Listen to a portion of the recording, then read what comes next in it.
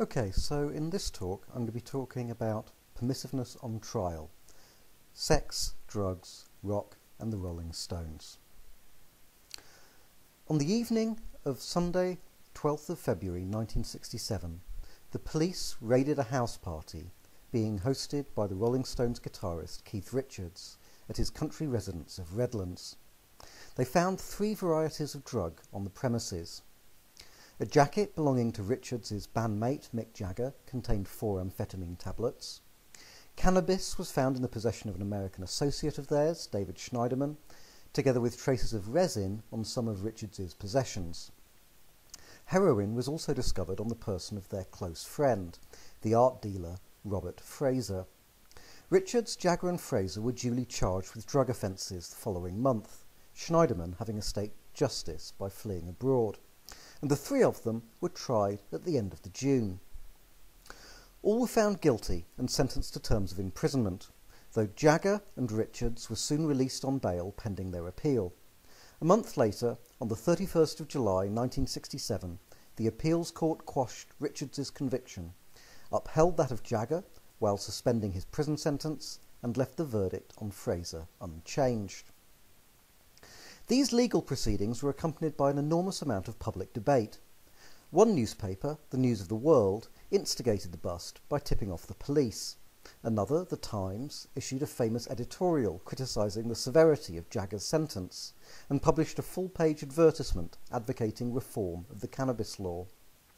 Other periodicals ran reports, editorials, op-ed pieces, letters, and heavy-handed hints about the identity of Miss X, the scantily clad woman at the scene of the crime, otherwise known as Marianne Faithfull. ITV's flagship documentary programme World in Action staged a debate between Jagger, the editor of The Times, 2 clerics and a former cabinet minister, and Parliament discussed the matter 3 times that month. The affair inspired petitions, demonstrations, record and artworks.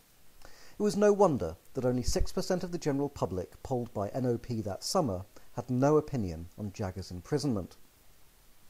So the Redlands Affair was the defining scandal of the Summer of Love, justly described by journalist John Crosby as one of the most important and most misunderstood stories of our time.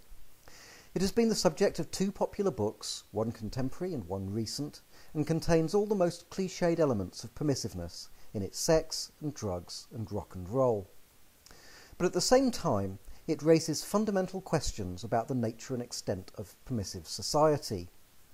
The countercultural newspaper Oz argued at the time that vicious exemplary punishments were inflicted on the defendants precisely because the stones symbolised the new permissiveness. So was the affair indicative of the rise of permissiveness, or anti-permissiveness, or both, or neither? I've argued in the edited volume, The Permissive Society and Its Enemies, that permissiveness is an indispensable concept. British citizens in the 21st century are able to say, do, and even conceive of more things now than 50 years ago, without being censored by state or censured by society. I also maintain that the 1960s represented a turning point, inasmuch as mass culture publicised unorthodox activities and the government sanctioned at least some of them. At the same time, I'm troubled by a series of doubts that, if not resolved, undermine the very utility of the concept of permissiveness. And these doubts are best expressed as 4 questions. First, why did the most permissive people in 60s Britain reject the existence of a permissive society and clash with a state passing permissive reforms? Second, why was some permissive legislation ruled out and some repressive legislation enacted? Third, can we conceive of permissiveness as a process when set-piece battles over issues of morality so often produced unforeseen outcomes? And fourth, why did effective alliances fail to coalesce in support of certain permissive causes? In this talk, I'll seek to answer these questions one by one by studying the attitudes and actions of the main players in the Redlands Affair, the Rolling Stones, the counterculture, politicians, the courts and the media. For the Stones, I rely largely on interviews and their creative output. for the counterculture on magazines and memoirs, for politicians on parliamentary proceedings, for the courts on trial reports, and for the media on coverage and commentary by broadcasters, newspapers, and periodicals. So, let me start with the first of these questions. It is telling that the term permissiveness was mainly used in the 1960s in a pejorative sense by conservative moralists. I know of no instance of the Stones using the term during this period. Many in the counterculture were uncomfortable with a word that implies the wisdom of an officially appointed elder brother, as poet Adrian Mitchell put it. But those counterculturalists who embraced the idea did so in libertarian terms. The editor of the International Times, Tom McGrath, defined permissiveness as the doctrine that the individual should be free from hindrances by external law or internal guilt in his pursuit of pleasure, so long as he does not impinge on others. And in their pursuit of pleasure, the Rolling Stones certainly fitted the bill. After having released just a single, they were described by the New Musical Express as believing in complete individuality and free expression. Their music reflects this freedom, it added.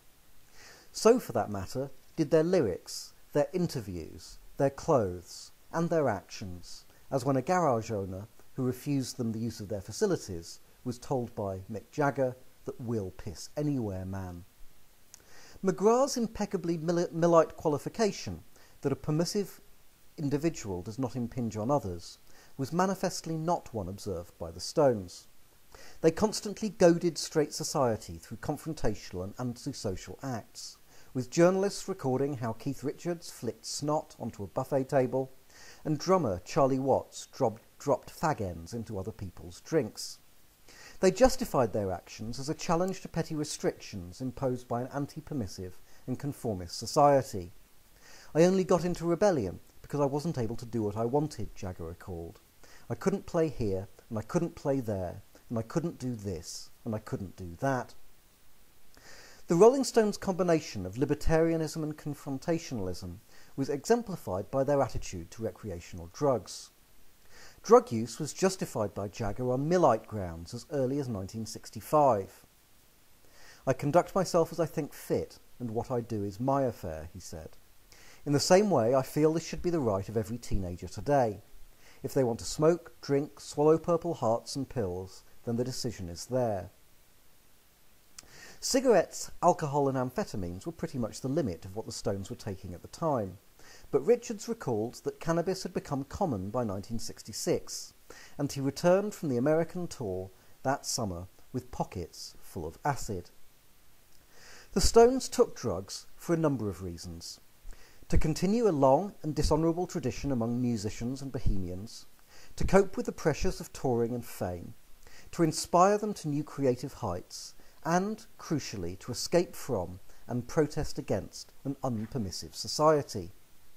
As Richards saw it, something had to be changed, and that, drug taking, was the quickest way of doing it, while you were waiting for a real change. So a vicious cycle occurred, as drug use further alienated the Stones from the mainstream, both because it was criminalised and because its mind-expanding properties made the square world seem ever more humdrum and insignificant. The Stones started out in the early 1960s as marginal bohemians come delinquents, but by 1967 they found themselves surrounded by a community of like-minded souls in the counterculture, or underground. The counterculture has been endlessly memorialised by those involved in it, and ridiculed by those who weren't. But its real significance, I think, is that it constituted the closest thing in the 60s to a self-sufficient and self-governing, but not self-contained, youth subculture. Its first editorial encouraged its readers to exercise autonomy over themselves, to be your own government as well as taking on governments. But the authorities were naturally unsympathetic to a counterculture which rejected their legitimacy and jurisdiction. They harassed its press, outlawed its radio stations, and targeted its psychoactive drugs, the use of which counterculturalists regarded as an initiation rite, a badge of membership, and the most permissive of acts. So to return to the initial question, permissive reform could not possibly satisfy the most liberated individuals. They sought permission from no one, and did not identify with a gradualist programme which represented only a fraction of their ambitions. Moreover, counterculturalists did not envisage a permissive society in the singular. They advocated a pluralistic arrangement in which diverse groups practiced different lifestyles in a manner similar to current ideals of multiculturalism. But the freer the underground sought to be, the more it ran up against the boundaries of the permissible. Few in the 60s were willing to countenance the fragmentation of society and junking of moral orthodoxy envisaged by counterculturalists, nor were the authorities likely to indulge those who considered themselves to be above the law. In contrast to other groups attracting sympathy from permissive reformers, whether racial and sexual minorities, the unwillingly pregnant, or the unhappily married, counterculturalists chose to be outsiders and gloried in their deviance. Clashes inevitably ensued.